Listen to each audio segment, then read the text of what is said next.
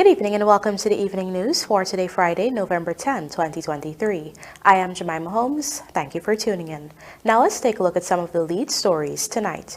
UN Chief reminds ICJ its chosen means of settlement in Guyana-Venezuela border controversy. Guyana must move swiftly to develop its gas resource, says VP JAGDEO. EXXONMOBIL completes US $1.26 billion purchase of LIZA Unity FPSO from SBM Offshore.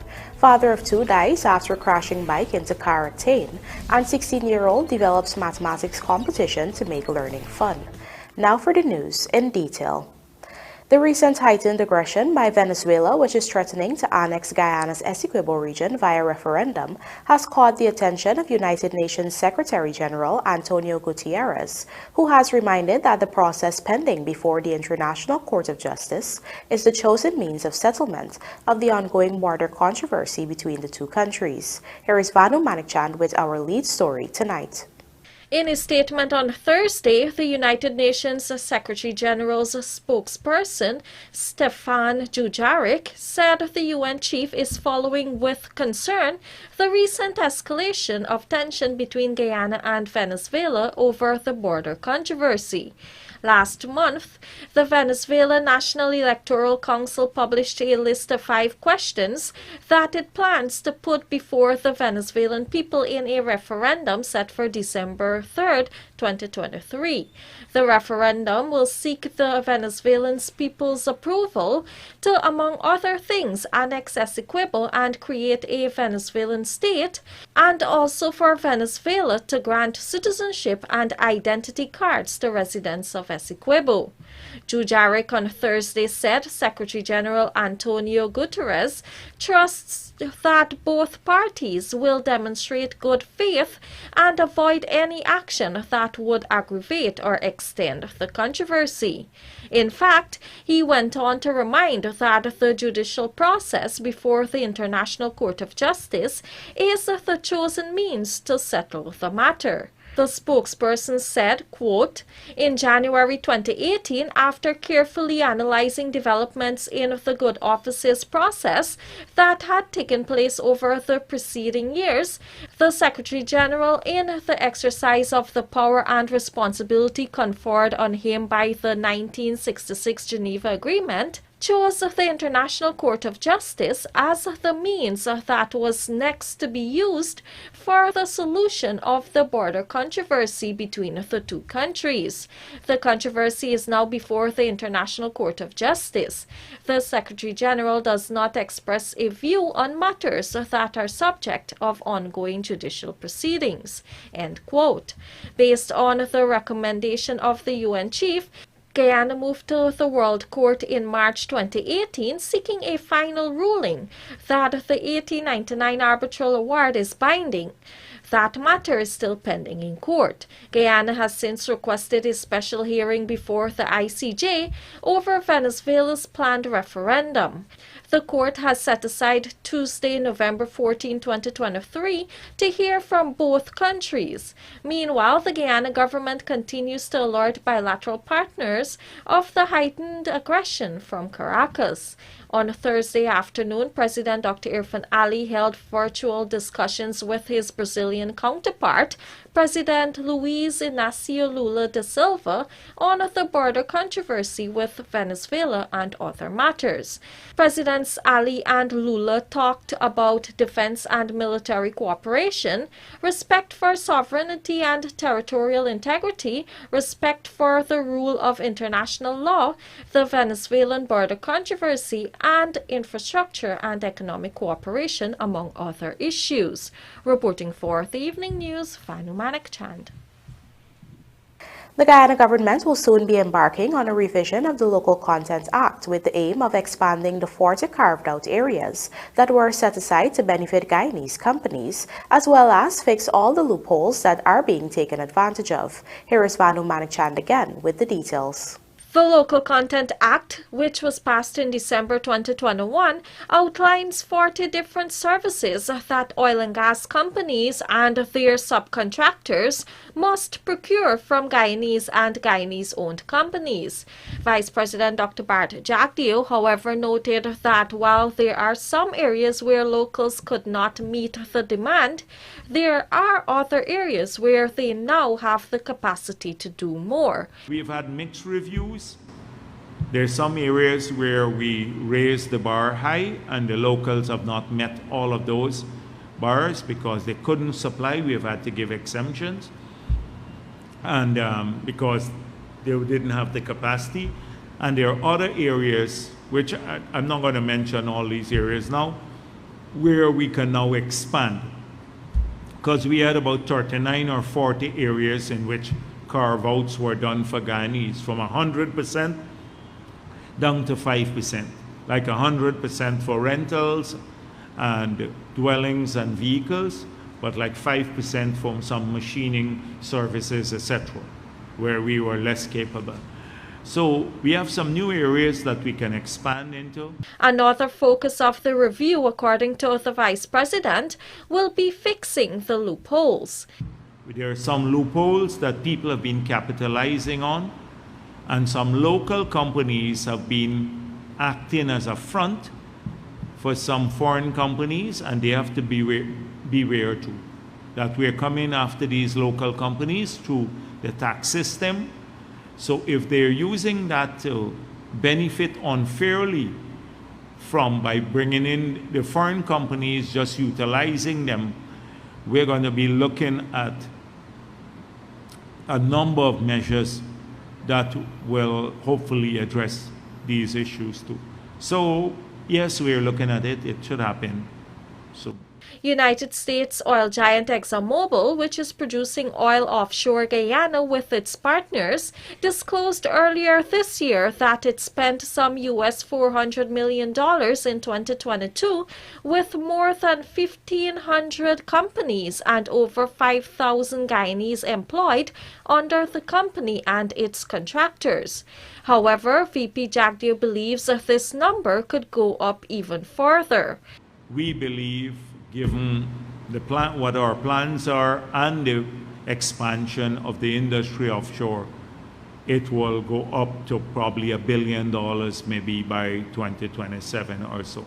That's a large sum of money to be spent procuring goods and services from our people. So we're very pleased that the act was passed. It was a commitment we made in opposition as one of the ways that we can get more benefits outside of the revenue stream that had already been affected because of the lack of ring fencing and the low royalty rate, that we can get more from their spending in the country and to integrate more the offshore the offshore operations, which are enclavic, more to the local economy. Reporting for the Evening News, Vanu Manikchand. As Guyana moves to develop a national gas strategy, Vice President Dr. Bart Jagdeo has noted that now is the time for the country to move swiftly in developing this resource, which has a small window of success as the world transitions from fossil fuel. Here is Vanu Manikchand once more with the details. This is the appropriate time to develop the gas resources, given what's happening globally. That there may still be a window given this enhanced global demand and the recognition that gas will have to be a transitional fuel. There is a global recognition now that gas will be a transitional fuel. We're moving from about 3 years back when they were saying we must shut down all gas-related facilities. So given that, the timing of this issue, we have to move swiftly on this matter. That was Vice President Dr. Bart Jagdeo speaking on the urgency of developing Guyana's gas resources. Consequently, he noted that government will have to engage EXxonMobil, which along with partners is producing oil in the Stabroek Block offshore Guyana, where at least 2 commercial gas fields have been found. However, JAGDEO noted that government is not pleased with the pace at which the development of gas is moving and is looking at another partner. Moving swiftly means getting ExxonMobil at the table, getting maybe another partner who will try to develop this industry or who wants to push it faster than Exxon. We're not pleased with the pace at which they want to approach the development of the gas assets. I think they're more interested in oil. And so my personal assessment is that they're not treating our desire to monetize the gas assets with the same sense of urgency as they are with moving the projects to produce more oil. Only last week, government released the draft National Gas Monetization Strategy for public feedback as they work on finalizing the strategy. According to the Vice President, after the finalization of the strategy, they will have to go out to a request for proposal to find a partner to develop the gas. The gas strategy is basically getting that we know how much gas we have out there, we know where they are. It's now getting a partner to move on it, make sure that we capitalize on this window of opportunity, and then we go through an internal process of seeing, with of course the partners, what yields the maximum value added to the country benefit. Is it liquefied natural gas? Is it an onshore facility? Which one will be costlier? Is it just having a vessel out there liquefying the gas and shipping it directly? Is it using it for fertilizer? Should we use the gas to generate a lot of power and try to supply Brazil? Should we use it to generate power and process our bauxite? Would that add more value? This sort of engagement, that's what we're hoping the strategy will not bring finalized, but will bring up all the potential ideas that we can use it for. In the Stabroek Block offshore Guyana, some 17 trillion cubic feet of gas have been found, with the Pluma and Haimara being proven gas fields. Government is planning to pipe the natural gas onshore for its gas-to-energy project at Wales West Coast Demerara, where an integrated natural gas liquid plant and a 300-megawatt power plant will be built. Reporting for the Evening News, Vanu Manakchand. SBM Offshore and ExxonMobil Guyana Limited, an affiliate of ExxonMobil Corporation, have completed the transaction related to the purchase of the FPSO LIZA Unity a few months ahead of the end of the maximum lease term, February 2024. The purchase allows ExxonMobil Guyana to assume ownership of the unit, while SBM Offshore will continue to operate and maintain the FPSO up to 2033. The transaction comprises a total cash consideration of US $1.26 billion. The net cash proceeds will primarily be used for the full repayment of the US $1.14 billion project financing, and as such will decrease SBM Offshore's net debt position. The FPSO LIZA Unity has been on hire since February 2022, and since 2023 has been operated through the integrated operations and maintenance model, combining SBM Offshore and ExxonMobil's expertise and experience to deliver outstanding operational performance. Coming up, Canadian parliamentarians to visit Guyana next week, and Kushal Singh from selling DVDs on Regent Street to becoming UG valedictorian. Do stay with us. More news ahead.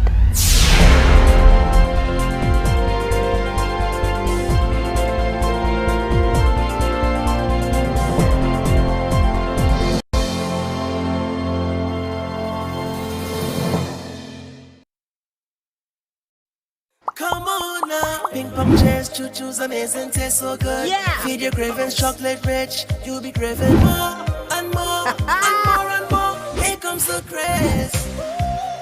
Ping pong chairs and choo-choos. Feed your cravings, you know you want to. Here comes the praise. It's bite-sized. Hi, my name is Jaden Softly, and I'm very excited to have G20 set up this fiber cable. As you can see, I'm young, so I'll be using this Wi-Fi, this internet, to be doing my everyday browsing and searching and, just my homework and assignments, playing games, watching YouTube, the regular stuff. I really enjoy the service. I think it's extremely great. And you also have like the free minutes, so for that, if you're in trouble, you call your parents or someone.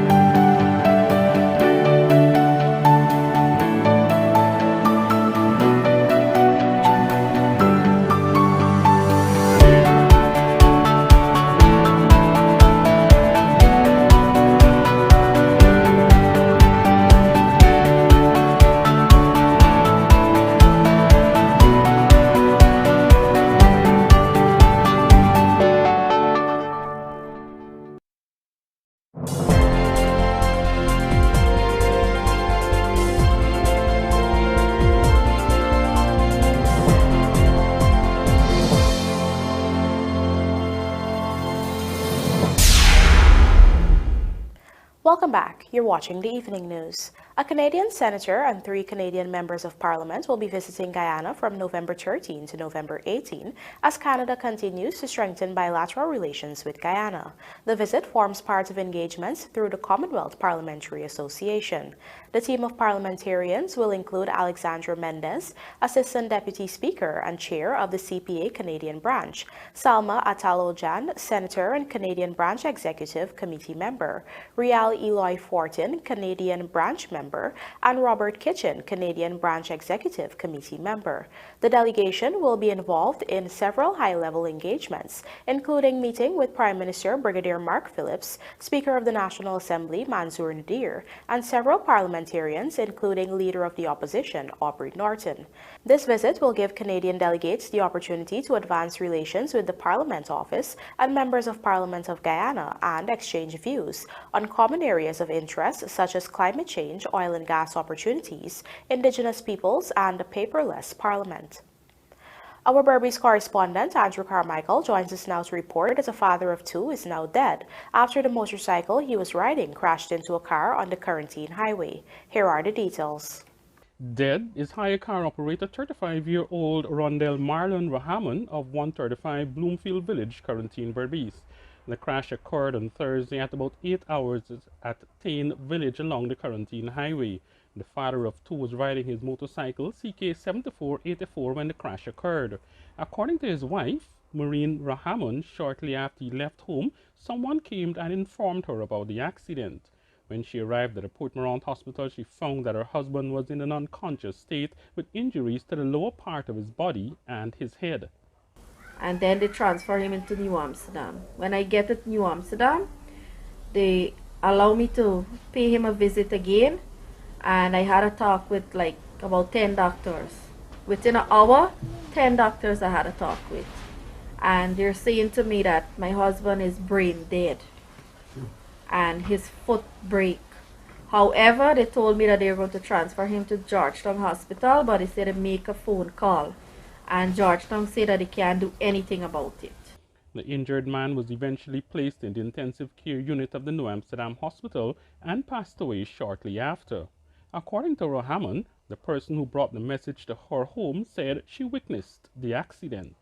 She told me that my husband's motorcycle was heading to Rosa outside, and the vehicle turned out from a corner and turned in front of my husband's motorcycle. So my husband pitched off from the motorbike and go up in the air and come down back. And he was folded up on the road, and the driver that hit him stand up there actually for 1 hour looking at my husband without rendering any assistance. And then the barbershop guy told me the same thing when I went at the scene. He said to me that he is the person who had to force the driver that hit down my husband to take him to the hospital. Where did he leave to go? My husband does hire car work, and he left to go pick up the car that he could have come back for collect my children and myself, drop them off to school. Regional Commander Senior Superintendent Chief Prasad Baka said the driver is in custody. He just said that the motorcyclist was traveling from one direction to another, and based on him, he come out onto the roadway, didn't see the motorcyclist, and the motorcycle rode into his path. Rahaman, who is a government part-time worker, says she and her husband have been married for 7 years. The taxi driver previously worked in the security department of the Albion estate. For the Evening News, Andrew Carmichael. Kushal Singh, a 26-year-old who completed his bachelor's degree in public management with a perfect GPA of 4.0, has emerged as the University of Guyana's 2023 valedictorian. Delivering remarks during the university's first graduation ceremony, Singh recalled how he went from selling DVDs on Regent Street to becoming valedictorian. Here's a look. 26-year-old Kushal Singh cupboard the President's Medal for the Best Graduating Bachelor's Degree Student and the Prime Minister's Medal for the Best Graduating Student with a degree in Public Management. Singh, a resident of Enterprise East Coast Demerara, ECD, is one of more than 3,000 graduates who are walking the graduation stage during the University of Guyana's 57th convocation exercise. Delivering remarks during the ceremonies, Singh explained that his story reinforces the possibilities of rising above one's limitations and challenges. I moved from selling DVDs in an alley on Regent Street out of high school to where I am today. Singh expressed that he will continue to elevate himself academically as he urged his colleagues to also continue investing in themselves. Do not stop here. Let your achievement today be the stepping stone to further elevation. Continue your path and use education as a compass to guide your lives to success and positive societal impact. This is only the beginning, certainly for me, as I intend to advance towards my master's and doctorate. Meanwhile, President Dr. Irfan Ali and Education Minister Priya Manikchand virtually delivered congratulatory messages to the graduates, offering them words of wisdom and inspiration. As you find your calling in this world, share your talents widely and freely. I charge you to be rooted in your Guyanese-ness while being citizens of the world. We can now be found virtually in every corner of the globe, and as such, you must now carve your niche with the sure knowledge and confidence of having a solid foundation, strong value systems, and the appropriate dispositions to make a significant difference in the world. Leap at the opportunities to restructure our lives and better define our legacies as a people. It is my sincere privilege and honor to convey the heartfelt pride and best wishes of the government and people of Guyana to you, the graduating class. Our nation is on the cusp of transformation. Your generation will become the torchbearer of a new and exciting era. Our nation needs individuals like you who are ready to shape the path ahead. And I have no doubt that you will rise to the occasion and make us all proud. The path to progress and prosperity has been laid. As you step into this exciting future, the opportunities that lie ahead are as vast as the horizon itself. Today I want to leave with you two pieces of advice. The first is that it is you and you alone who will decide whether you succeed or fail.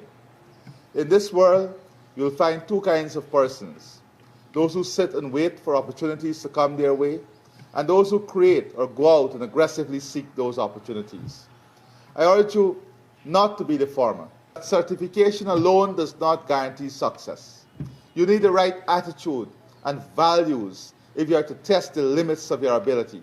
In this regard, I encourage you to rediscover your passion and pursue it with perseverance and a willingness to adapt to change. I encourage you to be lifelong learners, to stay curious and to embrace change and to be part of innovation and innovative ideas. Seek opportunities, also to make a positive impact on the lives of others, whether through your professional work, volunteering, or community engagement. A new Guyana awaits you, and your contributions will be instrumental in shaping our nation's destiny. Our Berbice correspondent, Andrew Carmichael, joins us now to report that the New Amsterdam Town Council has hosted a mathematics competition for primary schools within the township as part of a series of events to celebrate Town Day. Here is this story. The inaugural Math Olympia, held on Thursday in New Amsterdam, was intended to test the aptitude of students in grade 5. Even though it was held under the Town Day umbrella, it was the brainchild of 16-year-old Kwesi Isaacs Jr., who on Wednesday copped the Best Graduating Students Prize for Mathematics at President's College. Isaacs Jr., who also won awards for being the Best Graduation Information Technology, Science and Natural Science student and received the Principal's Award, explained that many consider mathematics to be a difficult subject. He was happy to see the effort students made in answering questions during the competition, which targeted primary schools in New Amsterdam. Hopefully this event can continue again and again and again and improve and improve and improve.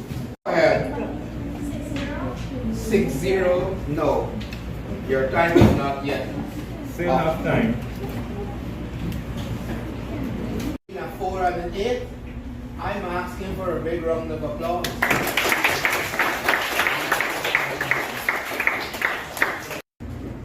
Ray has $519.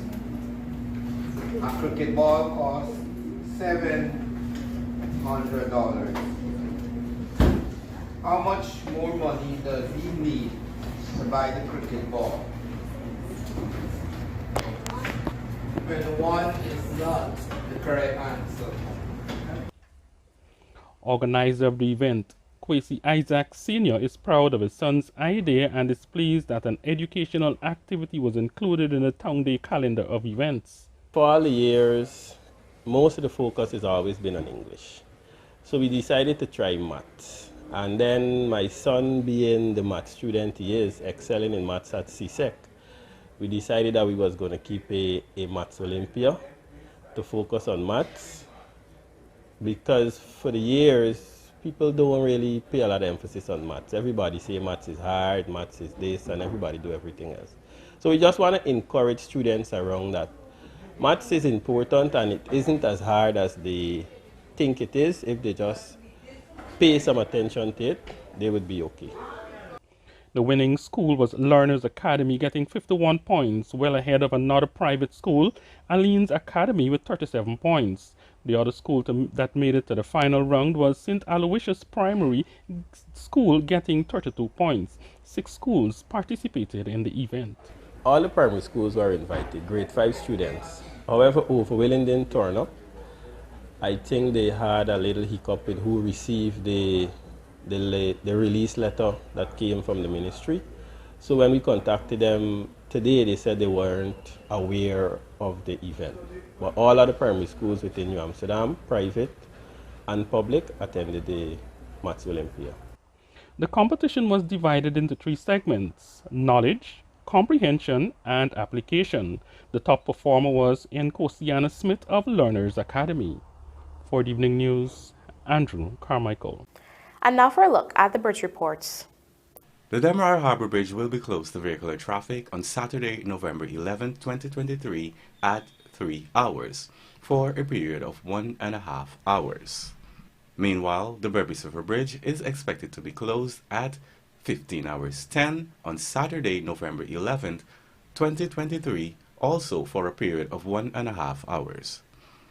11 more benefit from MACORP GFF Scholarship Program, and Hurricanes trash Pride to book spot in Regional Super 50 Final. Details of these stories in this podcast, sponsored by MACORP, coming up on the other side of the break.